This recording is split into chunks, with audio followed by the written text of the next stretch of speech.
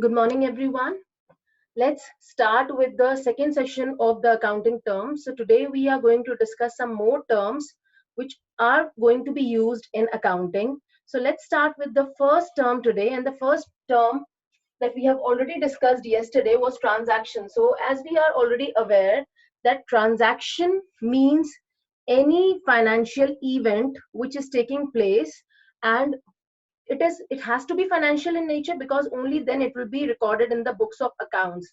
So transaction is an event which is financial in nature, which is going to be recorded in the books of account so that we can determine our profit or loss position, then our position statement, which is the preparation of balance sheet, right? So it is only through the preparation of financial statement that we can determine that how is the business performing. That means whether we are able to achieve our objectives or not, and if there is any problem, any loophole that the business is facing, then the business will take remedial measures to correct the problems, right?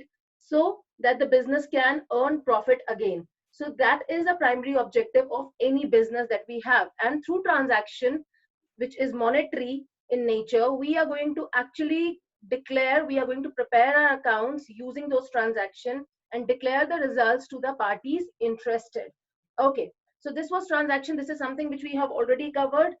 A quick recap of a little more facts about transaction, and that is the transaction are basically classified into two parts. That is, one is credit transaction, the other one is cash transaction. So when we say credit transaction, it means that all the transactions for which we are not going to receive or pay cash immediately. That means credit transaction is a transaction which is going to give rise to debtor और creditor. Debtor कब create होगा आपके transaction में?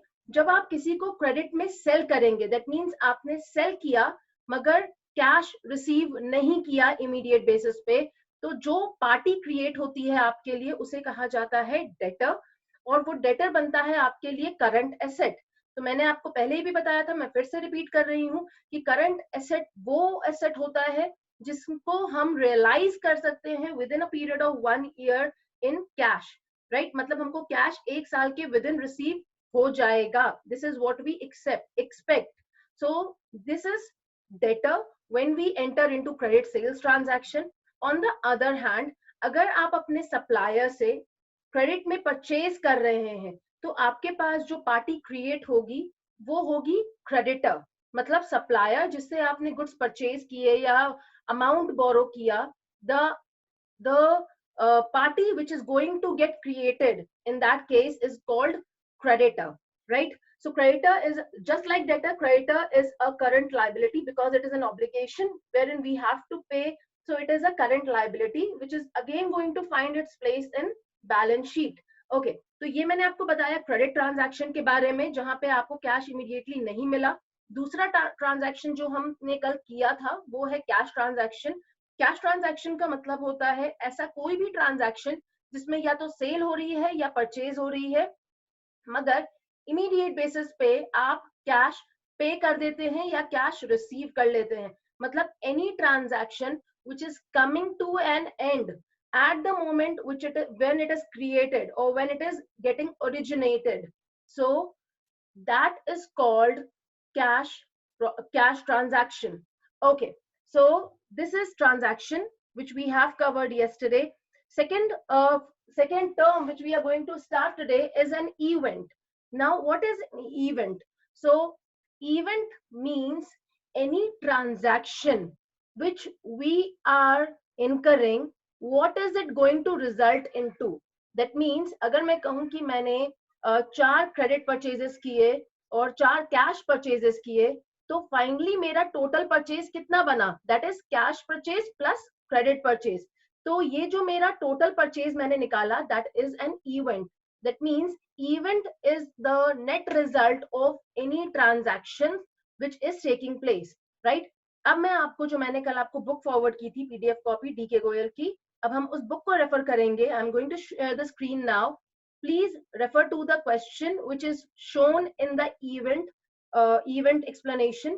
जो question वहां पे दिया गया है मैं आपको वो एक्सप्लेन करूंगी और फिर हम उसे सॉल्व करेंगे. Okay, everybody, let's move on to the screen. Okay, so जैसा मैंने आपको अभी अभी बताया कि इवेंट इज द कॉन्सिक्वेंस और रिजल्ट ऑफ अ ट्रांजैक्शन. तो यहाँ पर मैंने ट्रांजैक्शन ऑलरेडी समझ लिया है कि ट्रांजैक्शन का मतलब है हम बात कर रहे हैं सिर्फ फाइनेंशियल ट्रांजैक्शंस की. यहाँ पे मेरे पास कुछ इंफॉर्मेशन दी गई है जिसके थ्रू हम रिजल्ट डिटरमाइन करेंगे. दैट इज कि जो भी सारे ट्रांजैक्शंस हो रहे हैं जो मॉनेटरी नेचर के हैं उसका एंड रिजल्ट क्या निकला. अब क्वेश्चन जो हमारे पास यहाँ गिवन है वो पूछ रहा है कि Sachin started a business with a capital of ₹5 lakh. तो कैपिटल हमको बताई गई है which is ₹5 lakh. Okay, so this is the first information that is available with us. The next information is he purchased goods for ₹4 lakh for cash. So cash purchases is ₹4 lakh.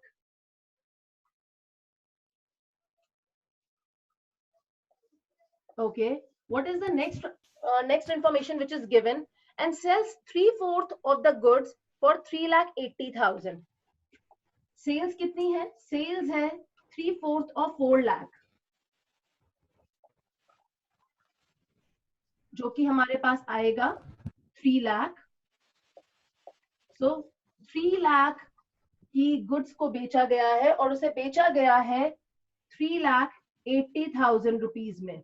That means हमने जो goods sale किए हैं वो हमने profit पे sale किए हैं and that is our purpose also. आप कोई भी जो गुड्स परचेज करते हैं आप कभी भी उसे ये नहीं चाहेंगे कि उसे आप अपनी कॉस्ट प्राइस पे बेचें या फिर आप उसे लॉस में बेचें, because it will result into a loss to the organization which the organization would never prefer. So in that case जो भी आपने गुड्स परचेज किए थे you are selling it at profit, मतलब 3 लाख के गुड्स आपने 3,80,000 में बेचे हैं. He also pays 20,000 as rent of godown. So godown rent pay किया है which is an expense for us, that is paid rupees 20,000. Okay, so now what are we supposed to calculate? So we are supposed to down the transaction. यहाँ पे बता रहे हैं कि transaction अगर आप देख रहे हैं सामने अपने स्क्रीन पे, so जो कैपिटल लगाया वो आपके लिए आपकी इन्वेस्टमेंट थी, मतलब बिजनेसमैन की इन्वेस्टमेंट थी जो उसने बिजनेस में की है. This is a financial transaction, so we are going to take this into account.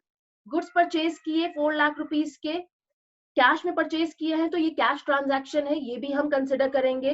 Then 3 lakh rupees के जो गुड्स थे वो आपने 3,80,000 में बेच दिए और वो भी कैश में बेचे हैं, तो वो भी आपका फाइनेंशियल ट्रांजैक्शन ही हुआ. देन उसके बाद आपने डाउन का रेंट पे किया है, so that is a payment of expense which is ₹20,000. तो वो भी आपका फाइनेंशियल ट्रांजैक्शन ही है. इसका मतलब इस पूरे जो आपके पास एग्जाम्पल दिया हुआ है इसमें ऐसी कोई भी चीज नहीं लिखी हुई है जो कि फाइनेंशियल नहीं है. ये चारों के चारों आपके फाइनेंशियल ट्रांजैक्शन ही थे. Now they are finding out, they have asked that what is going to be the profit. Okay, अगर हम देखें कि हमने सेल्स की 3,80,000 रुपीज की. Okay everybody, let's switch on to the board. Okay, मैंने यहाँ पर आपके लिए ये क्वेश्चन, इसमें जो ट्रांजैक्शन है वो मैंने यहाँ लिखे हैं आपके लिए. Everybody please have a look at it. I think it is visible to all. So we have got cash purchases for 4 lakh rupees, capital 5 lakh rupees, sales which is 3 lakh rupees, 3 lakh का 3,80,000 में आपने बेचा है, and go down rent is 20,000 rupees. Okay, so this is visible to all. अब हम इसके आगे समझते हैं कि इसमें जो प्रॉफिट निकाला गया है वो कैसे निकाला गया है. ओके, हमारे पास जब मैंने सेल्स की और मैंने कैश सेल्स की है वो की है 3,80,000 रुपीस की, right. So 3,80,000 is what I am going to receive against the sales that I have made. और सेल आपने किया कितना है? आपने किया है 3 लाख रुपए के गुड्स को 3,80,000 में बेचा है आपने, राइट. उसके आगे अगर आप देखेंगे तो आपके पास गिवन है परचेजेस. सो परचेजेस मैंने आपको बताया था कि परचेज जब भी आप करते हैं आपका पैसा जा रहा है, तो पैसा जा रहा है मतलब मेरे लिए वो मेरा एक्सपेंस माना जाता है. तो जैसे हम ऐसा मान सकते हैं कि सेल्स जब आप करते हैं तो आपके पास पैसा आता है, तो अकाउंट्स की लैंग्वेज में हम इसे रेवेन्यू भी कहते हैं, राइट? तो अकाउंट्स में आप इसे रेवेन्यू या टर्नओवर कह सकते हैं। सो this is 3,80,000, this is your receipt, आप ये रिसीव कर रहे हैं, राइट? परचेजेस कितने के किए थे आपने? 3 लाख रुपए के, बिकॉज इसमें साफ बताया गया है कि हमने 3/4 गुड्स को ही बेचा है। अगर 4 लाख के गुड्स में से 3/4 आप बेच रहे हैं, तो बेसिकली आप 3 लाख वैल्यू की गुड्स को बेच रहे हैं, राइट? तो जो आप परचेज किया था 3 लाख रुपीज में, वो आपने सेल किया 3,80,000 रुपीज में, ये आप माइनस कर लीजिए, क्योंकि परचेज आपके लिए एक्सपेंस है, पैसा जाता है। Then you are also paying godown rent. जब आप गोडाउन रेंट पे करते हैं, आप पे कर रहे हैं 20,000 रुपीज, राइट? ये दोनों चीजें माइनस होंगी। ओके, अब मुझे बताइए 3,80,000 माइनस 3 लाख माइनस 20,000, तो दिस इज 60,000। तो मतलब ये ट्रांजैक्शन करके जो मेरा फाइनल आंसर आया, that is profit, which is 60,000 rupees, right?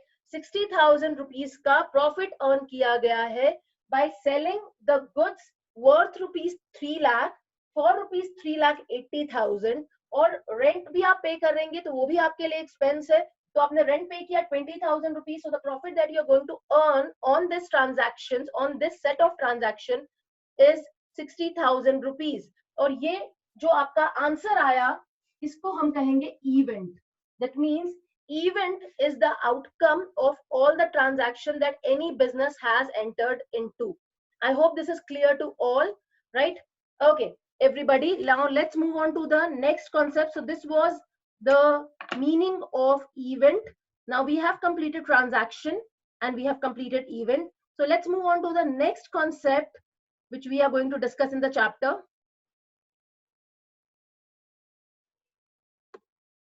Okay, जैसा मैंने बताया बिल्कुल वैसा ही किया गया है यहाँ पर। उसके आगे यहाँ पे क्लोजिंग स्टॉक बताया गया है आपको कि क्लोजिंग स्टॉक, अगर मैंने यहाँ पे आपको जो मैंने बोर्ड पे करके नहीं दिखाया, मैंने आपको बोर्ड पे दिखाया कि 60,000 मेरा प्रॉफिट आ गया है, सो दिस इज एन इवेंट। उसके अलावा और क्या क्या चीजें आप फाइंड आउट कर सकते हैं इस एग्जाम्पल के through. So you can also determine कि मेरे पास क्या बचा स्टॉक में। जैसे आपके पास, आपने परचेज किया था, आपको क्वेश्चन में आपने देखा that we have purchased the stock of 4 lakh rupees, मतलब हमने जो गुड्स परचेज किए थे वो थी 4 लाख रुपीस के वैल्यू की। तो 4 लाख रुपीस में से मैंने 3 लाख रुपीस के गुड्स सेल कर दिए। तो अभी कितने गुड्स बचे हुए हैं मेरे पास? मतलब the value of goods which are lying unsold with the organization is called closing stock। और मैंने आपको पहले ही बताया था कि हम कई बार, अभी आपके लिए मैं सिर्फ इतना ही कहूंगी कि स्टॉक को इन्वेंट्री भी कहा जाता है। मतलब both of these terms are used as synonyms, but in original sense ये दोनों चीजों में फर्क होता है in terms of manufacturing and trading concern। मगर अभी आप इस फर्क को मत समझिए, अभी सिर्फ आप इतना समझिए कि 3 लाख के गुड्स थे जो आपने बेचे और 4 लाख के गुड्स आपने परचेज किए थे। तो what is the value of good which is lying unsold with you, which is rupees 1 lakh। तो 1 लाख रुपीज हुआ आपके पास value of closing stock, right? Then third इसने कंप्यूट किया है यहाँ पर cash balance. Okay, cash balance यहाँ पे कैसे कंप्यूट किया गया है? आपको टोटल जो कैश यहाँ पे कंट्रीब्यूट किया गया था कैपिटल के फॉर्म में, वो किया गया था 5 लाख रुपीस। सेल्स के थ्रू आपके पास पैसा आया 3,80,000, उसको टोटल किया, it is 8,80,000 minus the expenses that has been paid. So there are two types of expenses that has been paid. Is one is purchases, which is 4 lakh, the other one is rent of go down, which is 20,000. Total is 4,20,000. Total आपके पास आपका inflow था 8,80,000 का, outflow हुआ आपका 4,20,000 का। So balance which is remaining for you और in your hand for cash is 4,60,000, right? Question में ऊपर हमको कुछ भी स्पेसिफाई नहीं किया गया था कि क्या कैलकुलेट करना है। जब भी एग्जाम में आपको क्वेश्चन पूछा जाएगा, क्वेश्चन खुद बताएगा कि आपको क्या निकालना है, राइट? ऑटोमेटिकली हम ये सब चीजें नहीं निकालेंगे, हमको सिर्फ वो ही निकालना होगा जो हमको क्वेश्चन स्पेसिफाई करके देगा। So do not gate confused with it. इसलिए मैं आपको समझा दे रही हूँ कि यहाँ पे क्या क्या निकाला गया है इस ट्रांजैक्शन को यूज करके। But till the time it is not mentioned, you can calculate any of these things as an example and that would be sufficient from the exam point of view. Okay, एक और चीज यहाँ पे calculate की है इन्होंने इसी transactions को यूज करके, and that is capital of 5,60,000 computed as under. कैसे किया इसने? कैपिटल मैंने आपको बताया था कि बिजनेस और बिजनेसमैन दो अलग एंटिटीज होते हैं, और बिजनेसमैन जो पैसा लगाता है बिजनेस के अंदर उसे हम क्या कहते हैं? We call it capital, right. और कैपिटल के ऊपर जो बिजनेसमैन को रिटर्न मिल रहा है बिजनेस से, उस बिजनेस को करने का जो रिस्क उसने लिया और उसके अगेंस्ट जो उसको रिटर्न मिलेगा वो कहलाता है प्रॉफिट. तो आप प्रॉफिट को क्या करेंगे? यहाँ पर profit is going to be added in the capital. So capital का नया बैलेंस, मतलब कैपिटल आपने लगाया कितना था? 5 लाख, और जो आपको रिटर्न मिला है from the organisation by selling the goods at a profit which is 60,000 rupees. तो ये मेरे टोटल कैपिटल का बैलेंस, मतलब ये मेरा जो 5,60,000 आ रहा है, this is called closing balance of capital. Okay, so I suppose there are no doubts in it. If there are any doubt, please write it down in the chat box. Okay. Let me just go through the chat box again. Okay. Can you please explain the C part again? Okay. Okay. Let me explain it to you. So the C part is saying, okay, so this is the cash balance that they have calculated. Let me show it to you on board. Okay, ये आप सबको profit का segment समझ में आ चुका है, तो profit का सेगमेंट मैं रब कर रही हूँ यहाँ से. अब मैं आपको बताऊंगी कि कैश बैलेंस इन्होंने कैसे निकाला है. याद रखिएगा हमारे पास क्या क्या एक्सपेंसेस हैं और क्या क्या इनकम्स हैं, जो मैंने आपको पहले ही बताया ट्रांजैक्शन के अंदर कि हमारे पास किसको हम एक्सपेंस मानते हैं और किसको हमारी इनकम मानते हैं. ठीक है, तो अभी मुझे निकालना है कि what is the cash position या cash balance.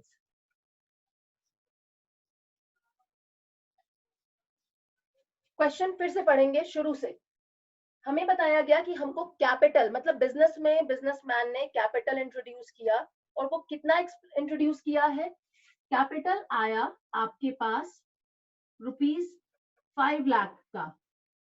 So this is an inflow of cash, right. Capital business में आ रहा है, हालांकि बाद में वो उसकी इंटरनल लायबिलिटी कही जाएगी क्योंकि उसको पे करना है उसे, मगर अभी अगर हम इसे देख रहे हैं as an aspect of inflow and outflow of cash, तो कैपिटल अगर बिजनेस में आता है तो ये बिजनेस के लिए उसका इनफ्लो कहलाता है, राइट. देन हमने जब सेल्स किया, जब मैंने गुड्स सेल किए थे, तो मैंने गुड्स सेल किए थे 3,80,000 रुपीज में, which is again going to be added and it is an inflow, right. जब आप गुड्स बेचते हैं, कैश में बेच रहे हैं, तो आपके पास कैश आ रहा है.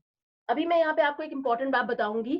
अगर यही ट्रांजैक्शन में सेल्स जो होती वो कैश की जगह क्रेडिट होती, तो हम उसे कैश फ्लो पोजीशन यानी कि कैश पोजीशन निकालने के टाइम कंसिडर नहीं करते.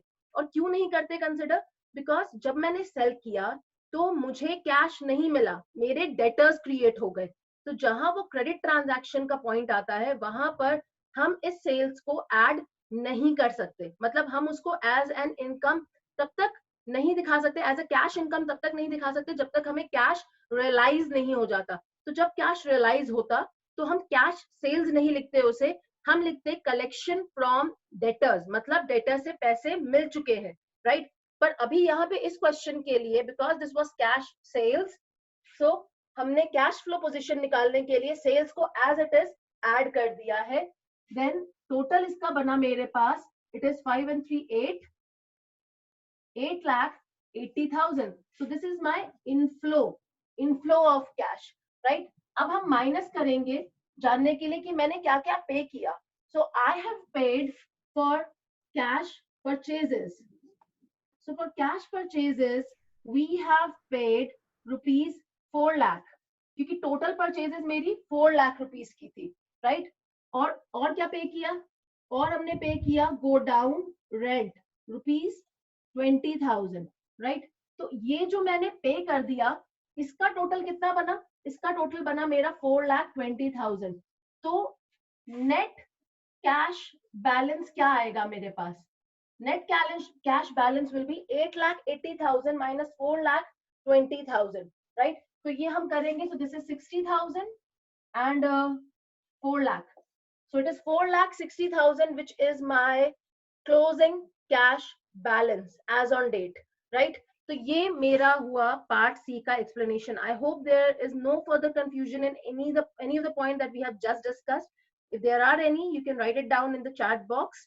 And if there are no confusions, so let's start with the next term in the accounting, chapter number 2. Okay. Are there any more doubts, class? You can write it down in the chat box. I'm waiting for your doubts. If there are no doubts, let's proceed further.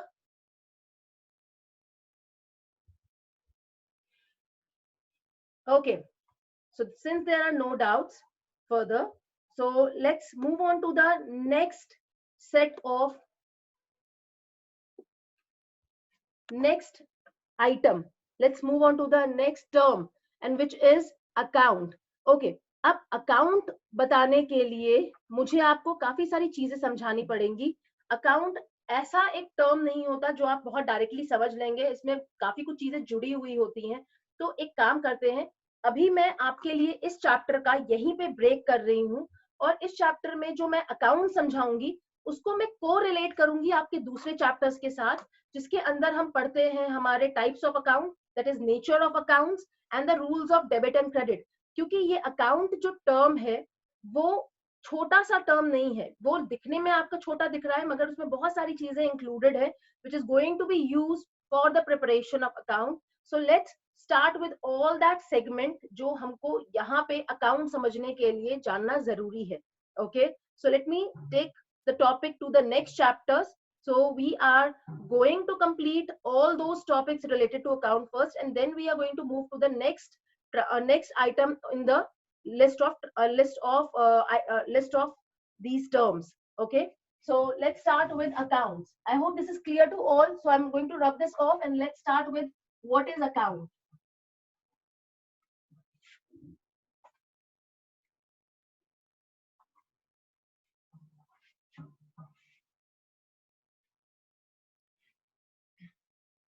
Okay.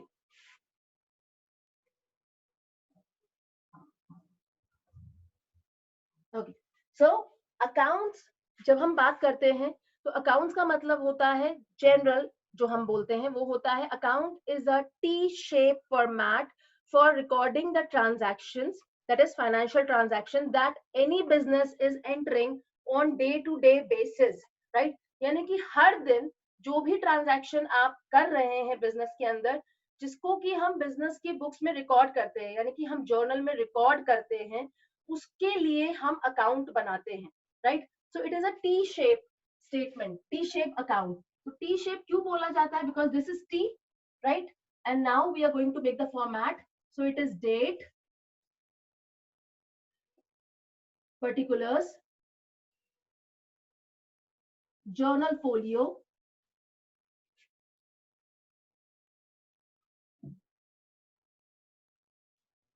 amount,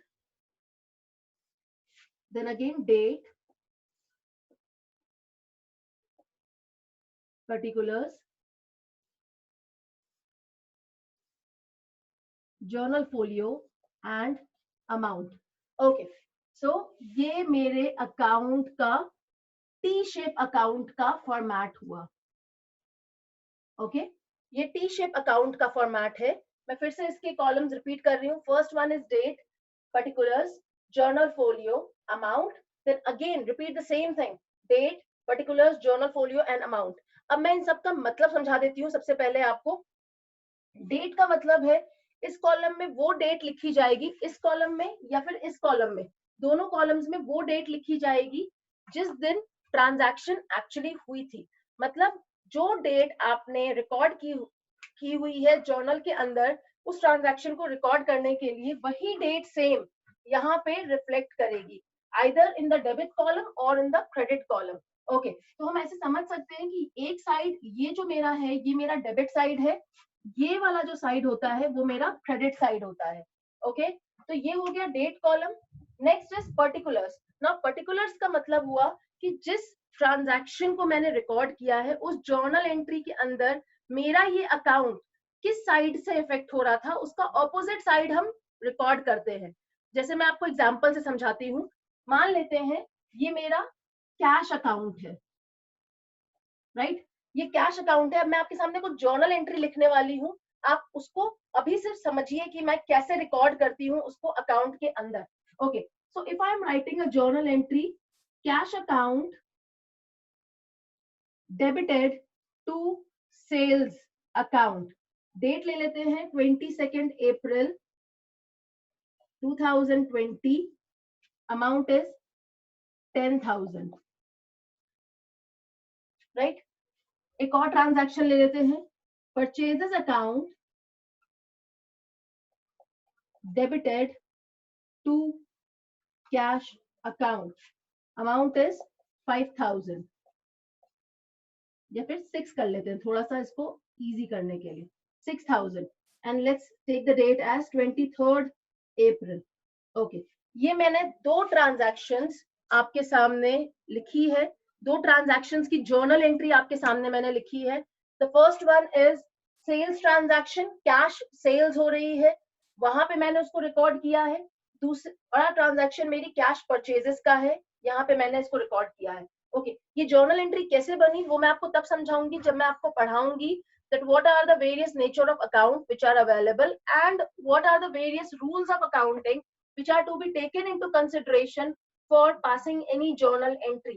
Okay, ये सब चीजें मैं आपको समझाऊंगी, तब आपको पता चलेगा कि ये journal entry actually बनी कैसे। मगर फिलहाल मैं आपको सिर्फ इतना बता रही हूँ कि ये ट्रांजैक्शन जो मेरी रिकॉर्ड की गई है ये रिफ्लेक्ट कर रही है मेरी कैश सेल्स की ट्रांजैक्शन को, और ये रिफ्लेक्ट कर रही है मेरी कैश परचेजेस की ट्रांजैक्शन को, जो की हुई है अलग अलग दिनों पर।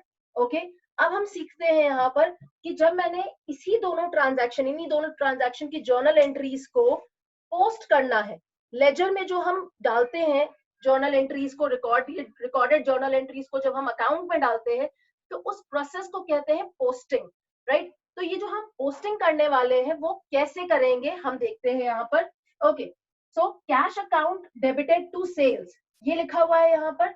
जो भी अकाउंट होगा जिसका भी नाम यहाँ पर लिखा हुआ है, यहाँ पे जैसे मैंने कैश अकाउंट लिखा हुआ है तो इसके अंदर कैश कहीं नहीं आएगा, मतलब ना डेबिट साइड पे ना क्रेडिट साइड पर हम कहीं भी कैश रिपीट नहीं करेंगे, राइट। पहली चीज। दूसरी चीज, आई होप आप सबको याद है कि हम जो भी बुक्स बनाते हैं we are following double entry bookkeeping system, मतलब हर एक ट्रांजैक्शन के दो एस्पेक्ट्स होंगे, डेबिट और क्रेडिट। तो अब यहाँ पे डेबिट लिखा हुआ है, इसका मतलब है इसे डेबिट किया गया है, और यहाँ पे टू लिखा गया है तो इसका मतलब ये होता है कि इसे क्रेडिट किया गया है। डेबिट को रिप्रेजेंट करने के लिए हम लिखते हैं डीआर, और क्रेडिट को रिप्रेजेंट करने के लिए जर्नल एंट्री के अंदर हम लिखते हैं टू सेल्स, इसका मतलब है कि सेल्स को हम क्रेडिट कर रहे हैं। This has to be taken into account, ये आपको ध्यान रखना है। ओके, अब मैं बात करती हूँ कैश अकाउंट के अंदर हम कैसे जर्नल एंट्रीज को पोस्ट करेंगे। So let's come back and see. Okay, so the entry, journal entry is cash account debited to sales. तो यहाँ पे टू सेल्स है, this is my to side and this is my by side. जब आप debit side पे जो भी items record करेंगे उसको आप यहाँ शुरू करेंगे टू से, और जो भी आप क्रेडिट साइड पे आइटम शुरू करते हैं रिकॉर्ड करना उसको आप लिखते हैं बाय, राइट। जैसे by sales, sorry by purchases, by wages, by salary, anything that you are writing, please ensure that we are going to, just a second, we are, sorry for the interruption, we are going to write by here in the credit side while we are recording the journal entries in the ledger. That means we are doing the posting of the journal entries, so we are going to write here by, and for debit side यहाँ पर हम शुरू करने के लिए लिखते हैं to, right. अब एंट्री थी cash account debited to sales, तो to sales, cash account debited to sales, cash account को डेबिट किया गया है किससे, सेल्स से, तो टू सेल्स। कब हुई है ये ट्रांजैक्शन, 2020 में 22 अप्रैल को ये ट्रांजैक्शन हुई है, कितने से, 10,000 रुपए से, राइट। This is how we are going to do posting in our account for the journal entry, right. तो ये अकाउंट में हम पोस्टिंग कैसे किया, मैंने ये टी शेप अकाउंट बनाया which has got two side, one is debit side, the other one is credit side. Debit और क्रेडिट साइड के कॉलम्स बिल्कुल सेम रहते हैं, राइट। जब आप किसी जर्नल एंट्री को रिकॉर्ड करेंगे अपनी जो अपने बुक से, और रिकॉर्ड आप पोस्ट करेंगे उसे अपने लेजर अकाउंट के अंदर, which is a T shape account. तो एंट्री थी मेरे पास cash account debited to sales account, तो मैं यहाँ पे रिकॉर्ड करूंगी cash account debited to sales. तो मैंने यहाँ पे रिकॉर्ड करना है टू सेल्स में, राइट। अमाउंट इज 10,000, डेट लिख लीजिए। दूसरी ट्रांजैक्शन की जर्नल एंट्री है which is a cash purchase transaction, तो जर्नल एंट्री बनी purchases account debited to cash, purchases account debited to cash. तो टू कैश है, यानी कि यहाँ पे कुछ नहीं लिखा, अब ये हो गया by, so it is by purchases. किस दिन? 23 अप्रैल को। Amount is 6,000, right. तो यहां पर आपको समझना होगा कि जब हम जर्नल एंट्री को पोस्ट करना शुरू करते हैं, so cash account debit, so this is debit, and to sales means this is credit, this is reflecting the credit side. अब ये जो ट्रांजैक्शन है इसमें हम टू के सामने तो टू लगे रहने देते हैं, तो ये क्या है? This is called by side, by side of ledger account. ये समझने के लिए बेहतर तरीके से आप मान सकते हैं, बट अदरवाइज पोस्टिंग कैसे हुई? कैश अकाउंट में टू सेल्स था, तो कैश अकाउंट में मैंने किया to sales, this is my to side, debit side. और परचेज अकाउंट के अंदर था purchases account debited to cash, so it is to cash. So opposite क्या हुआ? बाय परचेजेस, यानी कि कैश अकाउंट यहाँ पर हम लॉजिकली अगर इस बात को समझ रहे हैं, तो कैश अकाउंट यहाँ पर इस वक्त हम कर रहे हैं क्रेडिट। जैसे मैंने अभी बताया कि ये डेबिट है तो ये क्रेडिट है, उल्टा है इसका। तो अगर मैं कैश अकाउंट को क्रेडिट कर रही हूँ तो परचेजेस अकाउंट क्या हो रहा है? डेबिट। तो कैश अकाउंट आपका हो रहा था क्रेडिट। किससे क्रेडिट हो रहा था? किस अकाउंट से इफेक्ट होकर क्रेडिट हो रहा था? परचेजेस से। इसीलिए यहाँ पे क्रेडिट साइड पे मैंने रिकॉर्ड किया by purchases, the amount is 6,000। मैंने अभी अभी आपको बताया, मैं फिर से बता रही हूँ आपको कि कोई भी ट्रांजैक्शन जिसको आप रिकॉर्ड कर रहे हैं किसी एक पर्टिकुलर अकाउंट के अंदर, जैसे मैंने आपको ये बताया कि मैं कैश अकाउंट का एग्जांपल लिया मैंने यहाँ पर, तो कैश अकाउंट में कैश का नाम कहीं नहीं आएगा, मगर जो हम यहाँ पोस्ट करेंगे that all are related to the cash transaction only, मतलब cash is going to be appearing on one of the side, either debit or credit, right? तो यहाँ पे हम दोनों ट्रांजैक्शंस के अंदर देख रहे हैं कि एक टाइम पर यहाँ पर सेल्स में कैश डेबिट था और यहाँ पे कैश क्रेडिट हो रहा है, तो दोनों ट्रांजैक्शन के अंदर कैश इन्वॉल्व था। इसीलिए मैंने दोनों ट्रांजैक्शन को यहाँ पर लेजर अकाउंट में पोस्ट किया है। जब मैंने पोस्ट किया तो क्योंकि मेरा कैश डेबिट हो रहा था, और किससे डेबिट हो रहा था? सेल्स की वजह से। तो डेबिट साइड पे मैंने रिकॉर्ड किया टू सेल्स, और फिर मेरा कैश अगली ट्रांजैक्शन में क्रेडिट हो रहा था। किससे क्रेडिट हो रहा था? किसकी वजह से क्रेडिट हो रहा था? परचेजेस की वजह से। तो मैंने परचेजेस को क्रेडिट कर दिया। ओके, अब अगर मैं यहाँ पे देखूं तो 10,000 मेरा डेबिट साइड का बैलेंस है, क्रेडिट साइड का बैलेंस मेरा सिर्फ 6,000 है। मैंने आपको एक बात कही थी कल कि debit and credit should always be equal and opposite to each other, तो ये इक्वल नहीं है। इसका मतलब है डेबिट और क्रेडिट के बीच में किसी एक साइड शॉर्टेज है, और वो किस साइड है? वो है मेरा शॉर्टेज क्रेडिट साइड पर। तो मैं क्या करूंगी, इसको मुझे राउंड ऑफ करना होगा, मतलब इसे मुझे वापस ले लाना पड़ेगा इसके 10,000 के बैलेंस पे। वो आप कैसे लेकर आएंगे? You will be writing by balance carried down, कितना? With the amount of shortage. तो यहाँ पे 10,000 एक तरफ बैलेंस है, दूसरी तरफ बैलेंस है 6,000 रुपए, तो 4,000 का शॉर्टेज है।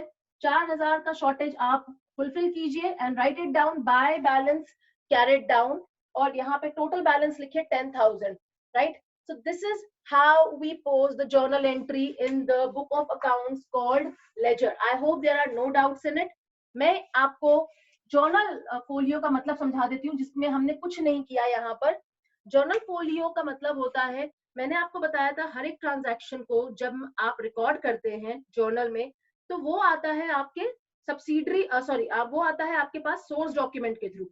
मतलब सोर्स डॉक्यूमेंट सबसे पहले ओरिजिनेट होता है, जैसे एग्जांपल दिया था मैंने कैश मेमो, उससे आपको पता चलता है कि ये ट्रांजैक्शन हुआ, कितने का हुआ वो भी आपको जानकारी मिल जाती है। अकाउंटेंट क्या करता है? उस सोर्स डॉक्यूमेंट को बेस बनाकर वो बनाता है एक वाउचर, राइट? वाउचर आपका डॉक्यूमेंट्री एविडेंस ही है, उसके बेसिस पे हम रिकॉर्ड करते हैं जर्नल में। तो जब जर्नल आप बना रहे थे, आपने जर्नल कैसे बनाया? You have made journal in the chronological order, in the systematic manner, right? So जो भी आपने जर्नल में बनाया है, जो ट्रांजैक्शन आपने रिकॉर्ड की है, जो हर दिन आप रिकॉर्ड करते जा रहे हैं, it is very important for us to know कि वो आप पेज नंबर पे रिकॉर्ड कर रहे हैं, मतलब किसी एक पर्टिकुलर पेज नंबर पे वो एंट्री रिकॉर्ड हुई थी, राइट? तो अगर मैं मान लूं कि ये मेरी जर्नल में रिकॉर्ड हुई थी पेज नंबर 20 पे, ये रिकॉर्ड हुई है पेज नंबर 21 पे, तो journal folio is going to represent the path on which this journal entry were recorded. ये जो जहां रिकॉर्ड हुई थी जर्नल में, उसको आप डिटेल डालेंगे जर्नल फोलियो के अंदर, जो कि अभी एग्जाम पॉइंट ऑफ व्यू से अगर हम देखें और आप अपने क्वेश्चंस के पॉइंट ऑफ